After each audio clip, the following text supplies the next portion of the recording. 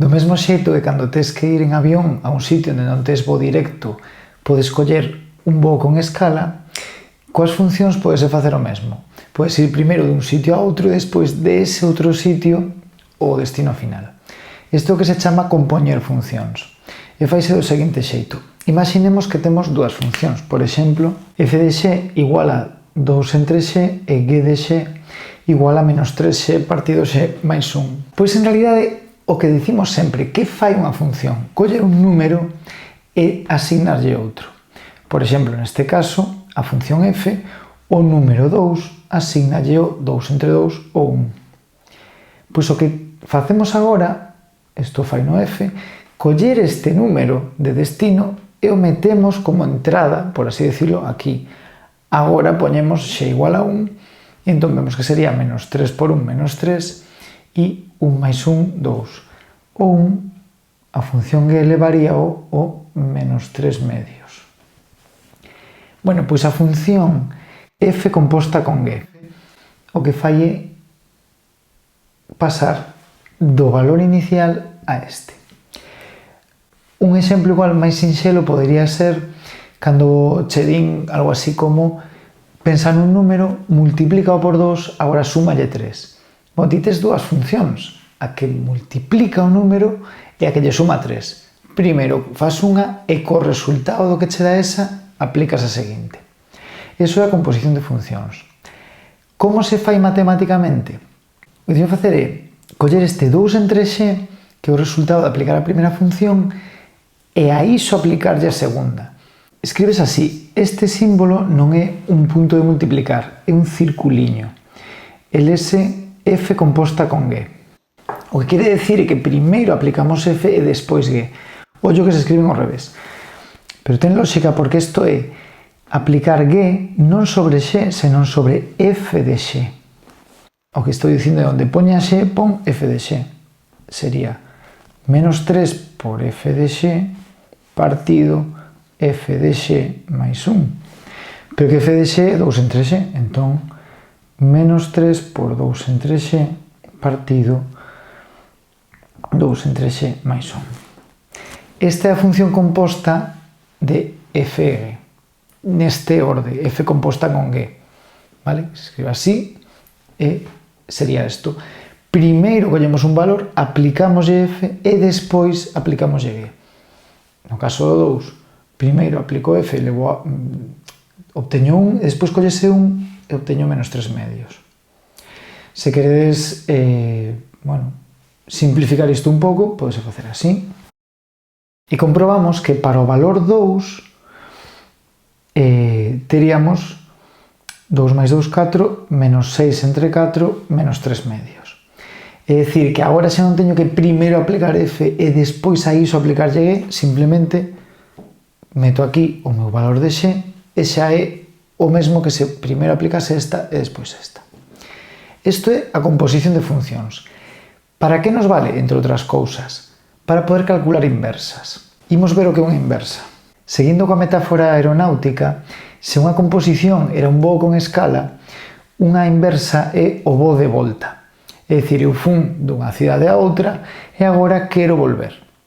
Pois ese voo que me trae de onde estaba ao lugar onde partín sería a inversa do primeiro voo.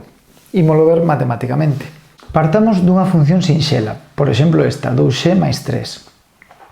Para o caso, por exemplo, de x igual a 1, esta función f, o que fai asignarlle 2 por 1, 2, máis 3, 5. Eu agora estou buscando unha función que o 5 lle asigne o 1, pero non só para o 5 e o 1, senón que todos os valores que eu poida poñer aquí de x, o que me dean aquí de y ou de f, cando este o meta na nova función, na función inversa, obteño o valor orixinal.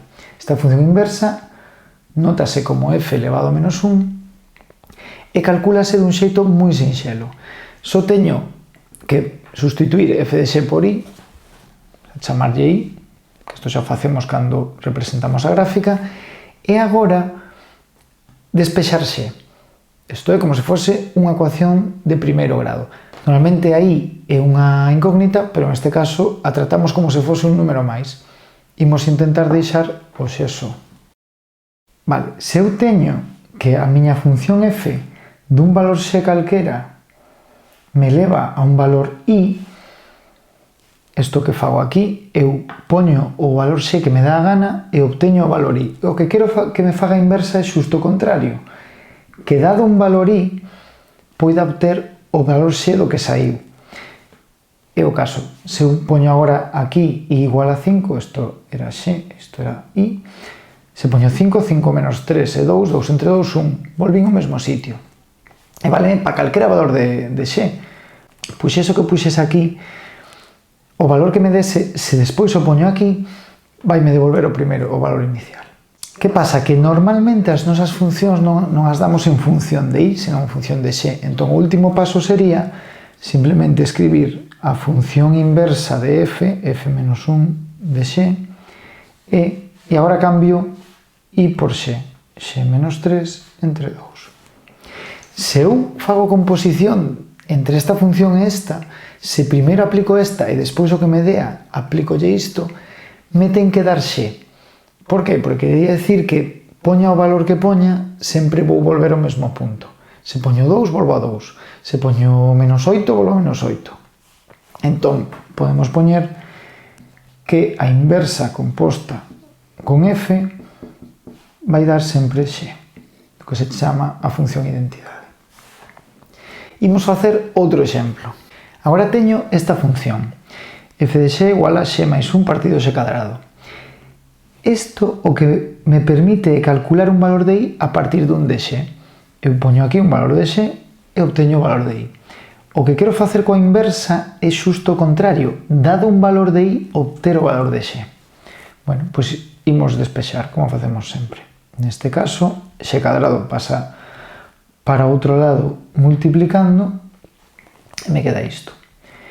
Agora teño que poñer todo no mesmo lado da ecuación, no mesmo membro. E aí que aquí se lía sacando factor común e así, pero pensade que ao final teño x cadrado multiplicado por algo, x multiplicado por algo, menos 1 neste caso, é un número que non ten nin x nin x cadrado. Isto é unha ecuación de segundo grao. Podo aplicar a miña fórmula. Menos b, que sería menos menos 1 máis 1, máis menos, raíz de b ao cadrado, 1 ao cadrado que é 1, menos 4 por a. A e y é o valor que está multiplicando a x cadrado. Y, pois sí, e por c, que sería menos 1, e cambiamos aquí o signo. Todo isto, raíz, partido, 2y. Pois xa teño o x en función de y. Simplemente agora digo que a miña función inversa é isto mesmo, pero onde poñía y poño x. Só unha cousa, eu aquí teño máis menos. Nunha función, como sabemos, non podo ter dous valores. Se eu deixase aquí o máis menos, tería que para un valor de x calquera sairíanme dúas opcións. Eso non é unha función ten que ter un número para cada... ten que ter un único valor para cada valor da variable independente. Neste caso, podemos coller calquera dos dous. Eu, por simplicidade, vou coller o máis, pero podría coller o menos. Que quere decir? Por que ocorre isto? Ímolo ver cun exemplo máis sinxelo. Cando eu calculo unha inversa, calculo unha función que a partir de un valor de y, por exemplo este, me diga de que valor de x saiu. Entón, se eu teño f de x igual a x cadrado, por exemplo, pois podría ter aquí un 4 e aquí un 2. Problema, eu como sei se este 4 saiu de 2 ao cadrado ou de menos 2 ao cadrado? Pois non podo sabelo. Como esta función ten valores no seu recorrido que se dan para varios valores de x diferentes, neste caso, pois, calquera valor e o seu oposto van ter o mesmo resultado, o mesmo valor de y, non tería unha única función inversa, tería dúas. En este caso, a inversa para o valor i igual a 4 sería 2 ou menos 2. Pero como decimos, isto non pode ser.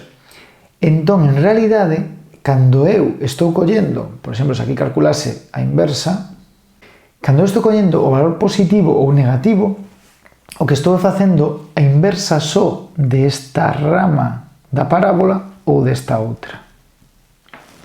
Se collo positivo estou facendo a inversa deste lado do dominio e se collo negativo do outro lado do dominio. Isto temos que ter en conta, porque en realidade esta función f igual a x cadrado non tería inversa como tal. Ten dúas inversas. De menos infinito a 0 unha e de 0 a infinito outra. Se che piden que calcules a inversa dunha función e che dan máis dun valor, o que tens que facer é coller un deles e se queres e fose fácil, poderías despois calcular para que valores do dominio valería esa inversa. Pero por así decirlo, que digo, é como se esta función tivese dúas inversas. A que vimos antes o mesmo, unha con máis raíz e outra con menos raíz. E isto é como se calcula unha inversa.